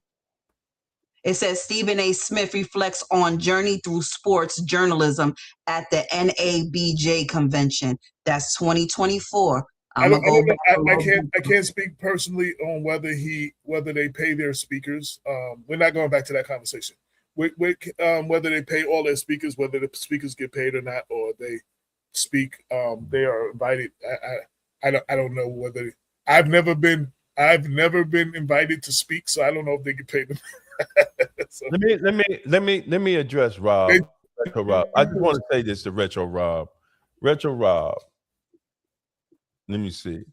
By separating yourself by color is calling yourself black. This black, this or white. Like that. Huh? Calling yourself black this or white that. Right. Well, what do you say to Jewish people that say they're Jews? So no. Let me. I'm gonna answer that though. Yeah. What do you say to Jewish people that say they're Jews? What do you say to Italian people that have Italian small little Italies all over the place? What do you say to Asian people that have little Chinatowns and all that? Do you say that's racism, or do you say that is being proud of your culture? So if that's the case, all the Jewish communities in New York State, and I live by one of the biggest ones up here in Orange County, where they got almost just as many Jews here as they have in Israel, which they say it. Is that racism? When they don't let nobody else in, Retro Rob, when they let nobody else in, you can't even live in the community. Is that racism? So this is what it is. Only Black people that you have a problem with. Every ethnic group has a localized media, community media that speaks to them. There are Asian publications that speak only to Asian publications that may have Asian in the name. There are Italian publications that only have Italian in the name. There are Jewish publications that have Jewish in the name. The only group of people that y'all ever have this conversation for, Retro Rob, is Black people, because y'all have a problem when the word Black is in the title. This is not that if you are not Black, let me be clear. We appreciate everyone who watches our show, who reads the newspaper and website. But this was created for Black people to highlight Black issues and situations that the Black community was facing that were not being covered in mainstream media anywhere. And every group of people has this. And the only people that you ever question is Black people. And for all of those who say, well, if I was to make a white Westchester, I'd be racist. You don't have to, because most mainstream media is white. Yeah. So you never had to do that. So you have a problem with the identity that I have created something for my people to uplift and educate my people. Is that what you have a problem with, Bob? Because we talk about the issues that are important to our community, like every other group of people does, and you don't have a problem with none of those other groups of people, but you have a problem with the word Black. You know what? It costs you nothing to pay us no mind. You don't have to watch the show. You don't have to listen to it. It wasn't created for you. Now, understand, we appreciate everyone. We have a lot of white supporters who watch the show and have been supporters of the show since day one and supporter of Black Westchester. So this doesn't mean that we don't want white people to check us out. There's a lot of white people who appreciate what we do. But what I'm not going to have, we are unapologetically Black, and we're not going to stop being that because you don't like it. That means you just need to find something else to watch or something else to do. Point blank. So that's the end of it. You've been addressed. We are not going to bring it up no more. You can keep making comments though, because you can keep making comments and help our algorithm and bring a lot of attention to us. Keep with your comments, but we're not addressing you anymore. Hold on, can I say I found something? I wish I had a full screen for that too. I should have full screen myself. So this a little disrespectful though. They did this when he attended the Atlanta 2026 convention. They did what? They gave him thumbs down while he was there? If that's what it says. If you're gonna do something, that's when you do it. The 2022 is 2026. No, I said the 2026 Atlanta. Yeah, they gave him a thumbs down in his face while he was there. If you're gonna say something about somebody, say it to my face. That's what you're supposed to do. That was disrespectful. That's what you're supposed to do. That was real disrespectful. Really? I mean, if you're gonna do it, that's how you do it. Mm-hmm. I shouldn't have to hear about it later. If you're gonna do it, hey, listen. I guess do you want a war? You get a war. Because he's gonna listen, he's gonna clap back. Mm-hmm. He's gonna clap back, and I don't know any journalist that's gonna represent the National Association of Black Journalists that's gonna clap back after he clapped back. Even that even has the platform. But 3 years of working with them, I'm sure he got some. He got some shit. That's why he said what he said. He started out as a Black journalist with the Philadelphia, whatever. He's probably been a member forever. You know what I'm Yeah. saying? Oh, Member, he got. Let me tell you something. He got some shit, and he's going to air his laundry. He's going to air the dirty laundry out. But it is what it is. If you started it, just be prepared. I mean, look, at the end of the day, you just be prepared. If you start a fight, you got to expect to get hit back. Yeah. And sometimes they never think about getting hit back. We used to talk about that with the city council and Richie. They would never think to get hit back. They sucker punch Richie one time with Inez, whatever the issue was. They sucker punched him. He didn't see it coming. They probably dazed him and maybe even knocked him down. He got back up and he hit. And it was like, oh shit, he hit us back. And it was like, and they would not continue to fight. They complained that he was hitting back. Yes. How you prove victim and you hit first? We highly documented this, so I'm not even going to trash the people's names and everything no more. Because I've already done that, and it's on Black Westchester. I've already done that. But yeah, and even Reggie Lafayette told him, yo, you don't start a fight that you're not willing to see through. Like, you don't start a fight that you're not willing. Like, yo, if I start a fight with you, I'm ready for the smoke. I'm ready for everything that comes with it. I'm ready for whatever comes with it. I know I want you to come back because I got stuff for you. Like, I'm ready. So we're going to move on. The next topic is that the governor's race is getting closer. Let's check it out. University poll released today has incumbent Democrat Kathy Hochul holding a 10-point lead over Republican challenger Bruce Blakeman in the governor matchup. 10 points, that's a double-digit lead. Might sound like a safe, comfortable margin for a governor's race. The question here, though, is it really? That's one of the many questions we had today for the Siena pollster. Dan Levy now joins us in studio with what he found out with that. Dan, good evening. Good evening, Steve. Good evening, Rachel. You know, it's important to keep in mind New York is an extremely blue state. 48% of enrolled voters are Democrats, 23% are Republicans.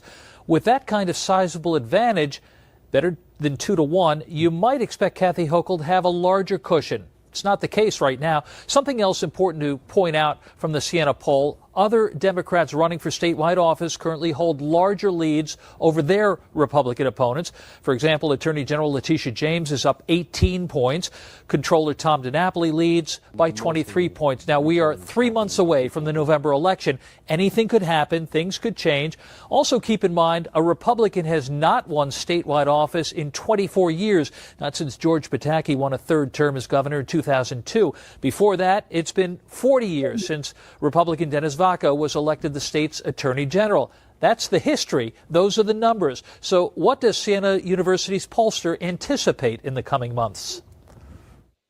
I don't anticipate anything. I mean, it wouldn't shock me if this race got closer. It wouldn't shock me if Hochul opened a wider lead. It wouldn't shock me if it stays where it is. That's what campaigns are all about. They're about educating the voters of this state.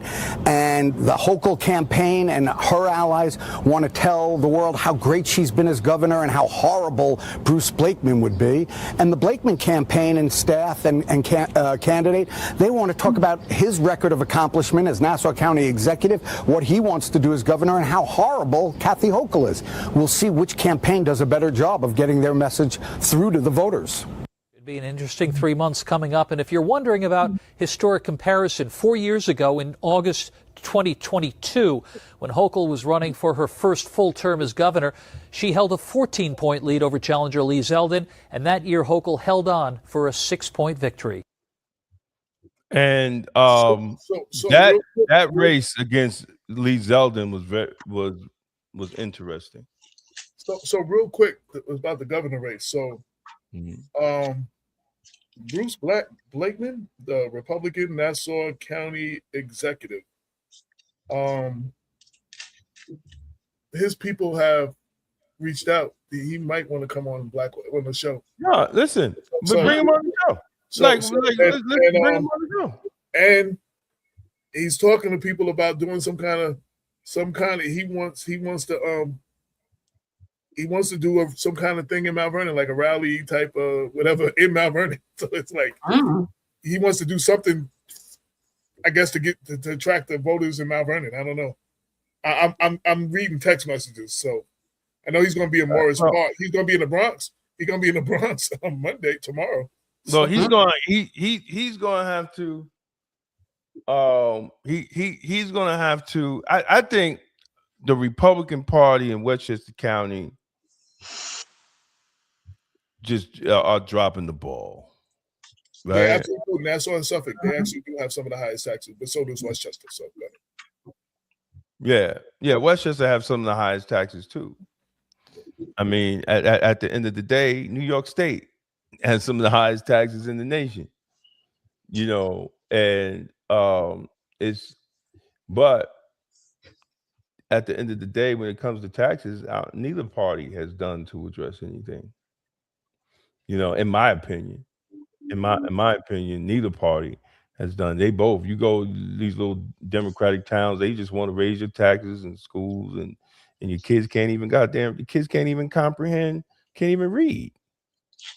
You know, but at the end of the day, you know, we never know what's gonna happen.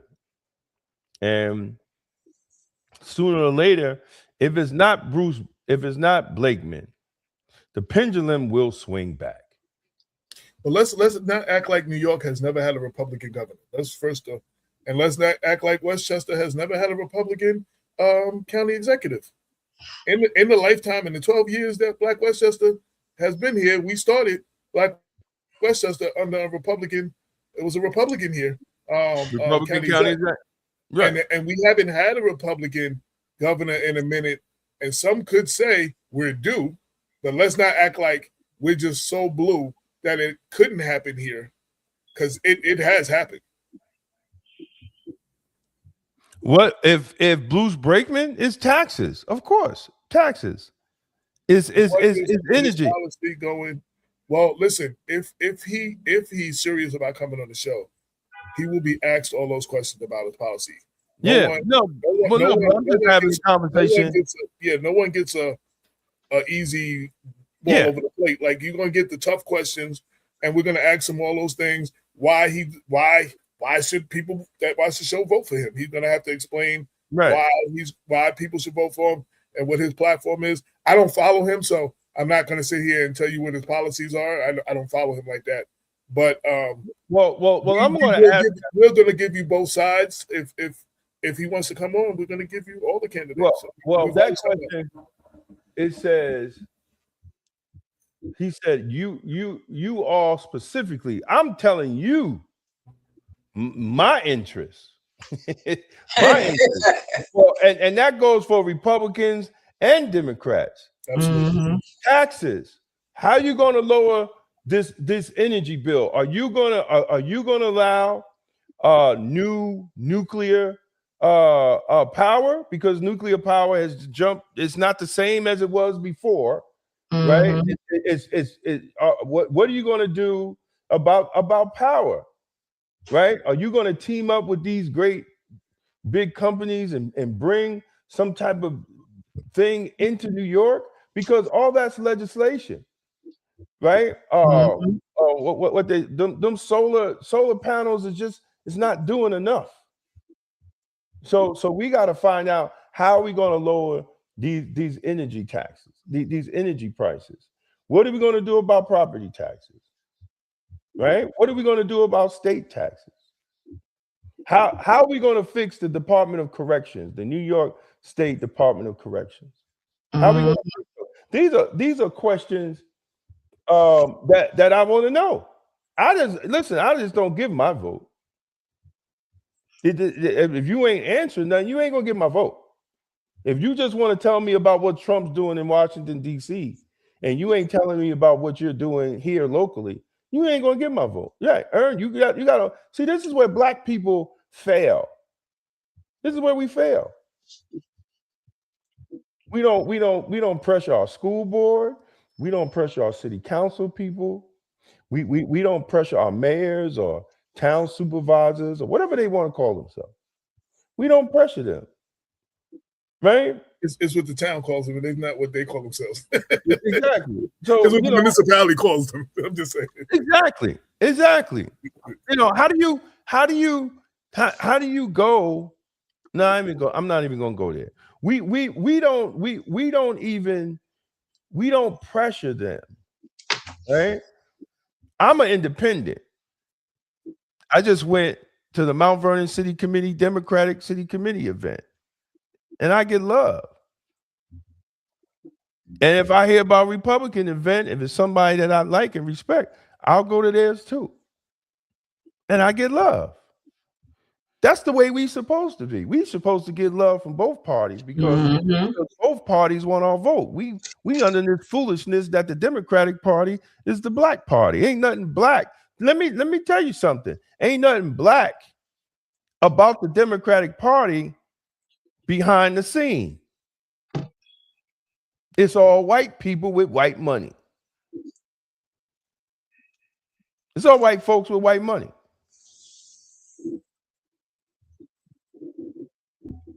And they just get our vote, but they get all the businesses and the hookups and all that other stuff.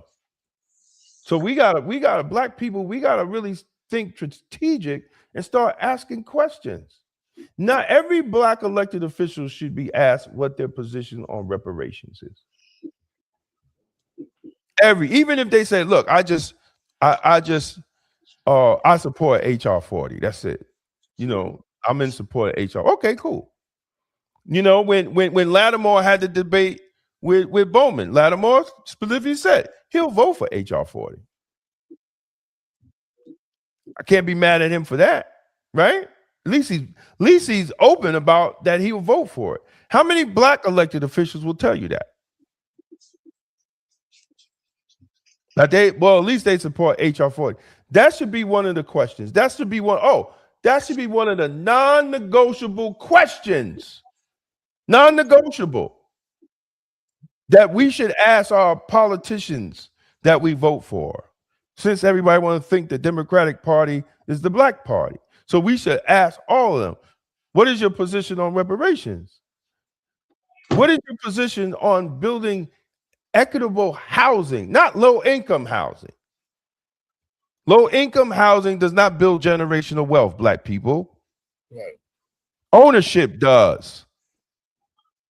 How do we get young people into owning homes? How do we open up the money stream that these young people can buy loans instead of blowing it on these credit cards? We could get them into a house, because what does that do? It creates a tax base for the city, and it's the first door in generational wealth. You know what you could do with a house over 30 years? How you can pull equity out and start businesses and pull equity out and invest it on a simple house.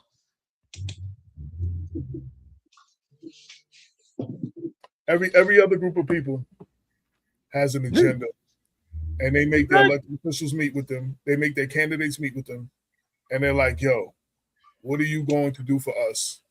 And if you want our vote, this is what we want from you. We black people do not do that as a whole.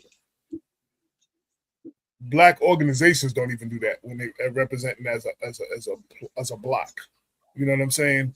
And then we get mad that we don't get anything for our vote, that they don't do anything for us. Let's put it this way. If you know 90% of the people are going to vote for you regardless, why am I doing anything for you? You're going to vote for me. I need to get to those people that I got to earn their vote. I need to work with them. I need to convince them to vote for me. I already got your vote without I got out the bed. I got your vote. You know what I'm saying? Because you're going to vote for me because I got a D by my name, and you're going to vote against the person that got the R against around it. So you're going to vote for me. So there's no earning. You're giving them something that they don't have to earn. So I mean, that's why you don't get half the things that you think you should get. You don't make those demands before you give your vote. Right. Well, guys, It's time to go. Yes, I'm out. right now. We started 20 minutes late. We ended at 8:20. Thank you for tuning in for another great episode. Thank you for everybody who tuned in, for the comments, for the commentary. You've listened. This has been Black Westchester Presents the People Before Politics radio show. Simulcast and live on Facebook, YouTube, and X every Sunday, 6 to 8. Until next week. Peace.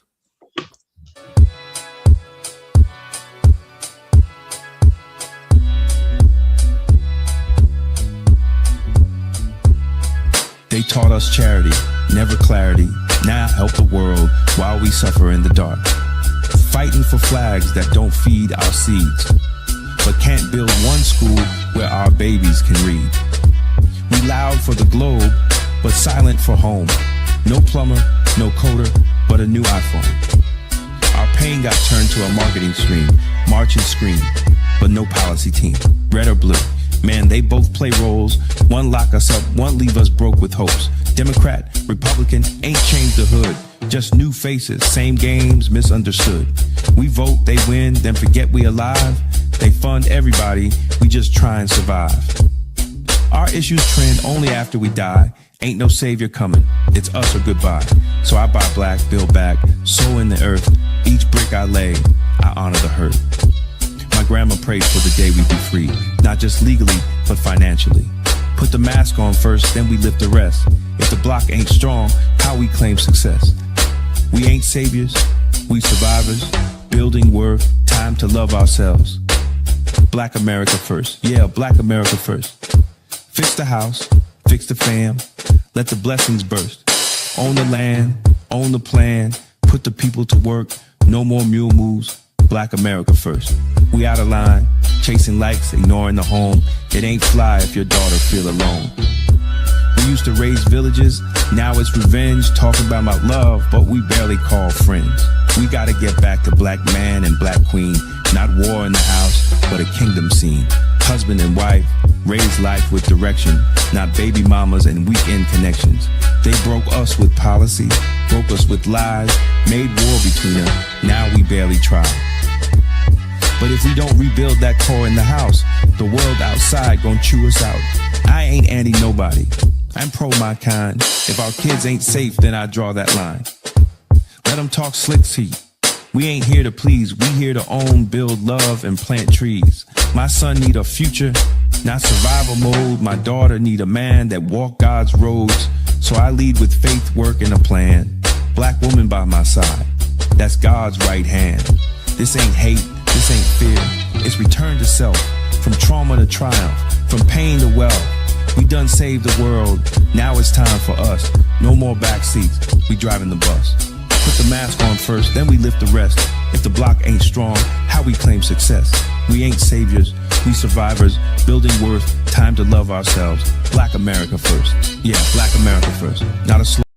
Thank you for watching another Blacktastic episode of the People Before Politics show. Sunday Rundown, powered by Black Westchester Magazine. We appreciate every single one of you who tuned in, commented, shared the stream, and joined the conversation. Your support is the reason independent black media continues to thrive and speak truth without fear. Every week, we show up to bring clarity, accountability, and real community insight to the stories that matter. And you show up with us. Whether you're watching on YouTube, Facebook, LinkedIn, or X, we want you to know that your voice, your engagement, and your presence make this platform stronger.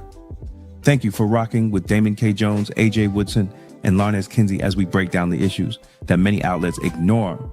And thank you for supporting a space where Black thought, Black leadership, and Black truth-telling still matter.